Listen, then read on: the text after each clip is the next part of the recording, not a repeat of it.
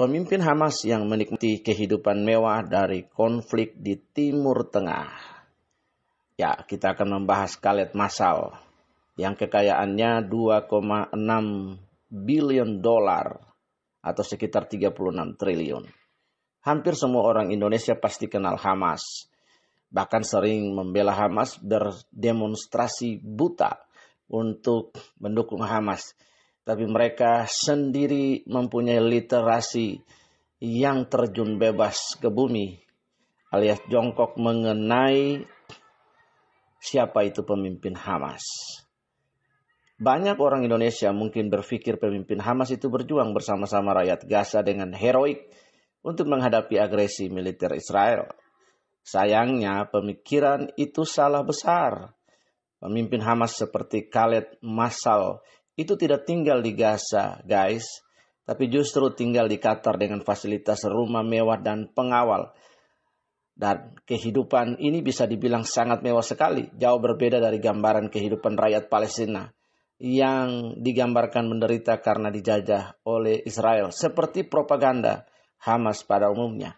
Padahal mereka mendapat pasokan makanan, listrik, air, gas, dan bahkan Israel membuka perbatasan untuk rakyat miskin Palestina bekerja di sana. Bahkan berbagai sumber mengatakan kekayaan Khaled Masal mencapai 2,6 miliar dolar atau sekitar 36 triliun rupiah. Itulah sebabnya Khaled Masal sendiri bisa hidup mewah dengan rumah besar, dengan berbagai fasilitas, berpergian ke berbagai negara dengan menggunakan pesawat jet pribadi dan memiliki banyak pengawal. Bahkan ironisnya negara yang paling jarang dikunjungi Khaled Masal justru Palestina sendiri. Mengapa demikian? Karena di Palestina, khususnya di jalur Gaza yang dikuasai Hamas, untuk masalah jarangnya pemimpin Hamas mengunjungi Gaza karena beralasan takut dibunuh agen intelijen Mossad. Masih ingat kita dengan peristiwa pengeboman pasar Mahane Yehuda pada tahun 1997? Hal ini ada benarnya, tetapi nantinya dibatalkan Israel. Rencana ini bermula pada tahun 1997. Khaled Masal memang mau dibunuh Mossad sebagai tindakan balas dendam karena Khaled Masal mendalangi peristiwa pengeboman pasar Mahane Yehuda di Israel yang mengakibatkan banyak warga Israel menjadi korban. Bahkan aksi rencana pembunuhan kepada Khaled Masal oleh agen-agen Mossad ini hampir berhasil karena para agen ini sukses menyuntikkan racun mematikan ke dalam tubuh Khaled Masal saat dia masih tinggal di Yordania. Tapi nantinya karena tekanan Raja Hussein dari Yordania, ditambah tekanan oleh Presiden Amerika Bill Clinton yang memaksa Perdana Menteri Israel Benjamin Netanyahu untuk memberikan obat penawar racun kepada Khaled Masal agar perjanjian damai antara Israel dan Palestina tidak berantakan. Karena terbunuhnya salah satu tokoh Hamas yang merupakan satu dari dua kekuatan terbesar di Palestina setelah Fatah atau PLO, pasti akan membuat berantakan perjanjian damai antara Israel dan Palestina. Dan kebetulan juga saat itu Yordania menjadi negara penengah konflik Palestina versus Israel. Itulah sebabnya Khaled Masal bisa tinggal di Yordania dan dilindungi Raja Yordania. Akhirnya kepala Mossad saat itu, Dani Yatom, terpaksa terbang langsung ke rumah sakit King Hussein Medical Center untuk menyerahkan obat penawar racun bagi Khaled Masal. Dan akhirnya Khaled Masal selamat dari upaya pembunuhan Mossad ini, dan rencana pembunuhan kepada Khaled Masal dihentikan Israel karena bisa merusak hubungan diplomatik dengan Yordania dan Amerika Serikat.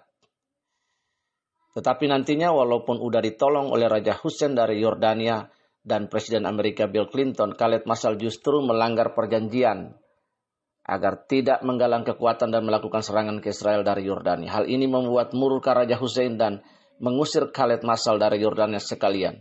Nantinya Khaled Masal berpindah ke Qatar dan menjalin hubungan dengan koalisi bulan sabit Syiah Iran dan Qatar.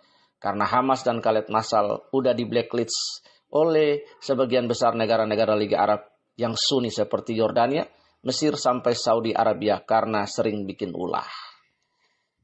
Dari kedekatan Khaled Masal dengan Iran, inilah yang membuat Hamas semakin kuat karena didukung oleh roket, uang, serta jaringan militan yang didanai Iran.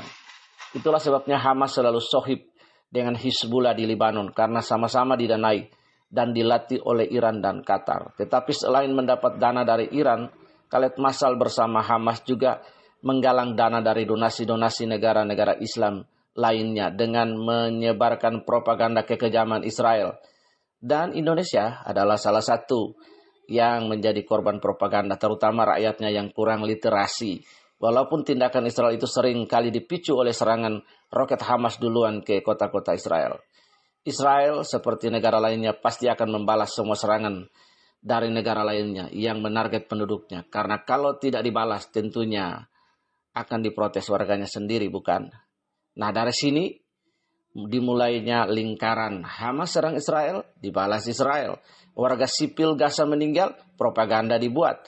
Donasi dari negara-negara lain masuk, beli roket Iran dan sebagian uangnya masuk kantong Hamas dan pemimpin-pemimpinnya. Ulang lagi serang Israel, begitulah lingkaran setan dimulai. Tetapi nantinya lingkaran ini mau diputus oleh Arab Saudi dengan mengultimatum Qatar agar menghentikan dukungan kepada para kelompok ekstremis Sunni seperti Hamas dan Taliban.